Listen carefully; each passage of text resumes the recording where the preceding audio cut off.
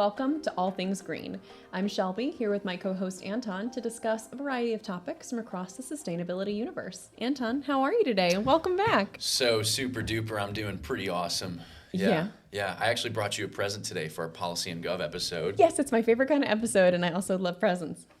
This here is a cutting from not the presidential plant itself in the Oval Office, but a cutting of of the Oval Office's plant. So basically the same plant. It's genetically the same. Oh my gosh. So I have a plant and it's popping off because I have a green thumb. That's right. Yeah, and so I put this in water.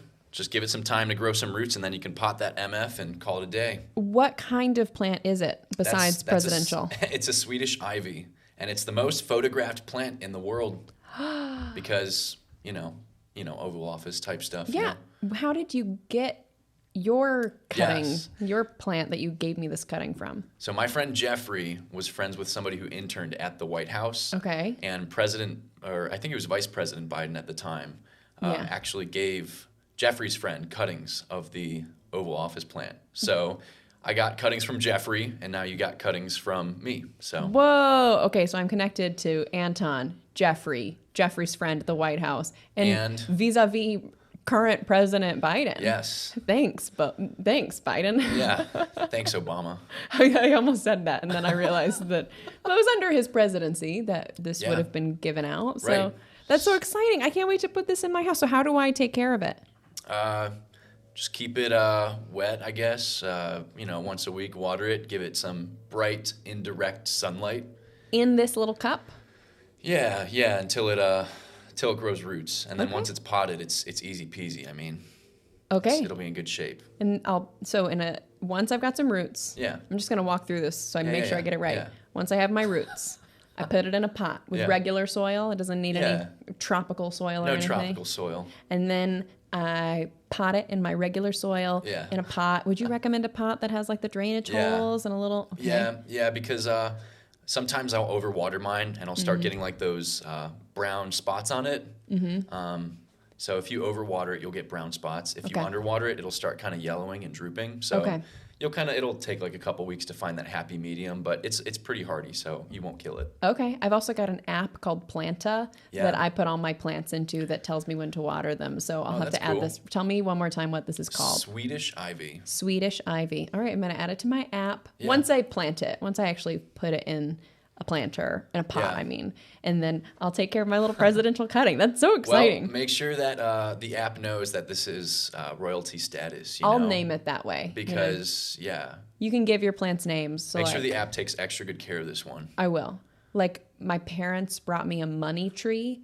I know about those. Yeah, when I got my house, and they told me they have one, and their last name is McGee, and so they called it G Money for the Gee. G Money. The Gee part of McGee. Yeah.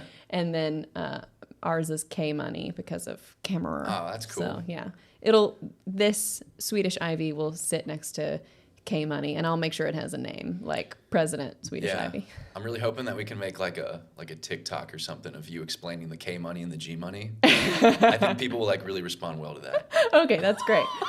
Well, thank you so much for this gift. I can't wait to pot it and my pleasure. And keep it forever. Or hopefully I don't kill it, but if I do, I'll give you another cutting. Thank you.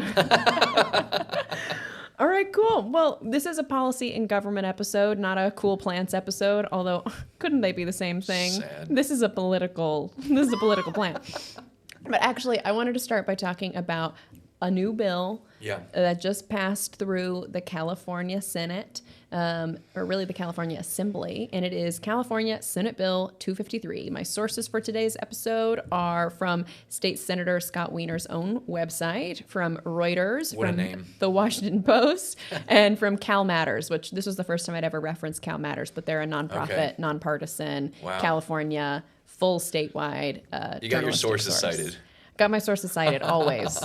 We'll always correct it if we get something wrong, and you can also blame any of these people if anything's wrong. But you don't get things wrong, so. Not except that one time. Okay, so let me tell you about what this bill is. So California Senate Bill 253 is the Climate Corporate Carbon Disclosure Bill.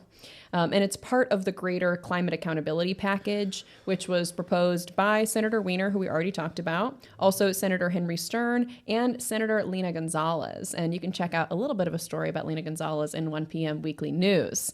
Shout out to 1 p.m. Weekly News. So this actually just passed through the Assembly floor in California, which means it's headed to Governor Gavin Newsom's desk so he can sign off on it, which we're hoping that he will. It actually passed through the Senate last year in California, but it failed on the Assembly floor. So they put it forth again. So this bill would require any company that does more than $1 billion in revenue per year that also operates in California. It doesn't have to be incorporated in California. It just has to do business in California. Wow. They would have to submit an annual greenhouse gas emissions report. So how's that sound to you so far? Okay, I mean, that sounds pretty cool. So I just want to get it straight. So these are companies that just do business in California. Any company that does business in California that brings in more than $1 billion in revenue. Wow. Yeah. So, I mean, we're probably talking about a lot of companies in the U.S. then, yeah? Yeah, a lot of companies in the U.S. Wow, so this bill is currently endorsed by Apple, Google, Microsoft, Salesforce, IKEA. Curious. Yeah. You might be wondering, like, why would they endorse this? Yeah. Wouldn't that make business harder for them?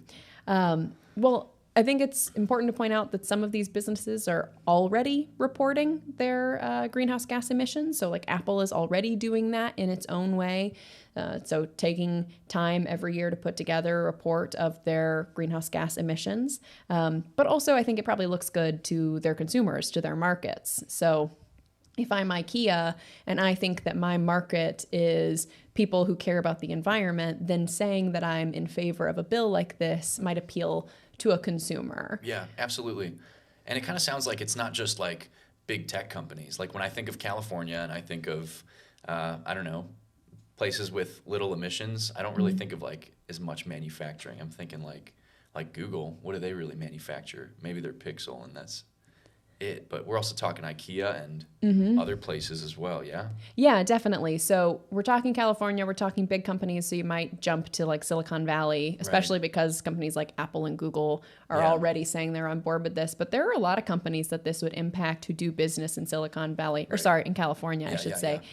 Because really it's any company bringing in more than $1 billion in revenue. So that could be companies like Walmart or Target. Wow. Could also be oil and gas companies like ExxonMobil. Could be banks like JP Morgan.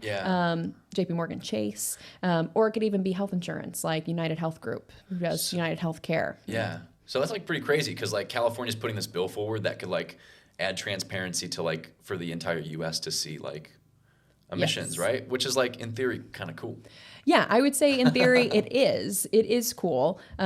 It makes these companies, especially the ones who are endorsing it, look like they're pro-climate, ESG, like all these buzzwords. But I'm curious if that rings of greenwashing to you in any way. Yeah, I mean, a little bit, right? It's like whenever these companies normally their main motive is profit, right? Their main motive is not to save the planet. Right. So unless this is going to help them make more money, there's no reason why they would be in favor of it. Agreed. And you alluded to that, right? Like the consumers who value a green company are going to be the ones that maybe look to this and say, oh, wow, Google's going green. Exactly. You know? Exactly. And like even you just mentioned like, oh, what does Google really manufacture? Maybe their phone. And so I think there are a lot of consumers who might see that and go, absolutely, this is great. I want to keep buying my iPhone, my Apple Watch, and I can do that with a clear conscience because Apple is reporting their emissions and they're working towards net zero and all of these other things. And none of that is to say that that's not a good thing for us to be thinking about. It's just what would the motivation be for the company to do that? I don't believe that every behemoth company is like set out to destroy the world or anything. I don't want to paint with a broad brush. Of course. But they also have shareholders and they have to put those people's money first. Yep. And so there's a lot of conflict around like what's the motivation here and what can they really show. So I wanted to talk a little bit about what this bill says they have to track and report, et cetera. So Senator Weiner, who put the bill forth, says that the reporting would be simple but transformational. That's a quote.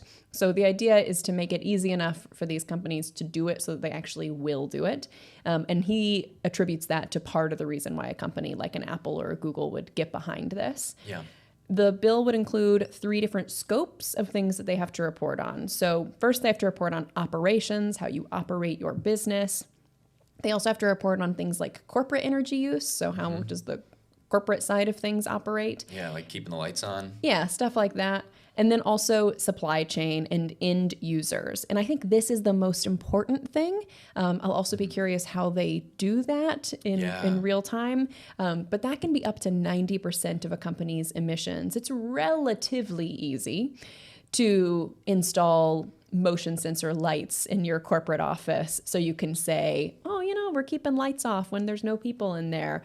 But that is one tiny piece of the puzzle. What really plays into it is where are the raw materials coming from? Yeah. What kind of energy is used to generate all of that AI that Google is putting forward? Or what happens to that material when it is no longer useful to an end user? So like you or me, if I have an iPhone and it stops working, as they all inevitably do, then they have to think about what I'm going to do with it. Do they have a place that I can responsibly recycle that or whatever? Great point. Yeah. So that's that third scope that like they're... the manufacturing and stuff like that. Yes. Their full supply chain all the way down to the end user is something they're supposed to report on. But that sounds enormous to me. That's a big task. A big task. Yeah. And also, are you reporting back to Google or Apple what you're doing with your phone? No. Yeah. And I don't see a future where they can do that, where they can say, okay, you're buying this iPhone, so you've got to report back to us what you do with it when it's done for you, when it's no longer useful, right? Yeah. I mean, I wonder...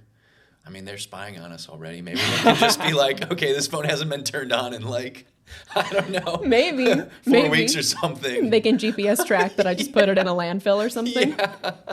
So while I absolutely applaud the idea that we are pushing for more transparency in carbon emissions from major corporations, that is absolutely something to celebrate in theory. This kind of reporting is really imprecise. We think about all the kinds of reporting that businesses do on their human resources, on their finances, things that are really like quantifiable. That's a little harder with this, especially when it's coming out of one state rather than kind of at a federal regulation level. So they're going to set their own rules about what they want you to track, but what do those metrics look like? So Cal Matters, that source that I mentioned at the top, actually pointed out that this might encourage the use of proxy measures. Oh, well, we don't know what Anton did with his old phone, but we surveyed some people who said that they recycled it, so we're going to use that data to say that everybody's recycling our phones. And so it can be used to either estimate things in good faith or to mislead in their reporting and make it look like they're doing better. Cal Matters was also worried about reduction duplication, where the same company might be counting their sort of subtraction of emissions the same way another company is. So, our company invested in this forest, so we're offsetting carbon, and then another company is also counting that same forest as their offset. I can definitely see that happening. Yeah, so there could be some duplication there. So there are real questions and pushback against this bill, and is that scope enough? Is asking people to report really what we need compared to like better regulation around what they can and can't do? Yeah. It sounds like a great bill, right? Like, it sounds cool if it's done right, but if it's not done right, then like we're just kind of patting ourselves on the back, right? Like, yeah, we're getting closer to saving the planet, when in reality, like, these Fortune 500 companies can be just like totally fudging numbers and making everybody feel like everything's all right. Yeah. So, yeah, I hope this is done the right way. Yeah. Well, it reminded me a little bit about the ethical pork thing that we talked about. And so I guess that's one of the things I'm happiest about with this, is that if it's done right, if it turns out to be great, then maybe it'll be like that pork law that came out of California. Yeah, it'll influence the whole country, right? Influences the whole country. Absolutely. That would be cool. So go ahead. California's like playing like federal politics almost right now. Like Exactly. And they kind of have to, because the federal regulator who promised to do this, who promised to set up reporting requirements, has not done it yet. So that was promised way back at the beginning of the year, and it hasn't happened. So good for California for trying. I'll be really curious to see what it looks like in practice. Yeah, me too. And how we hold companies accountable. That sounds great. Yeah.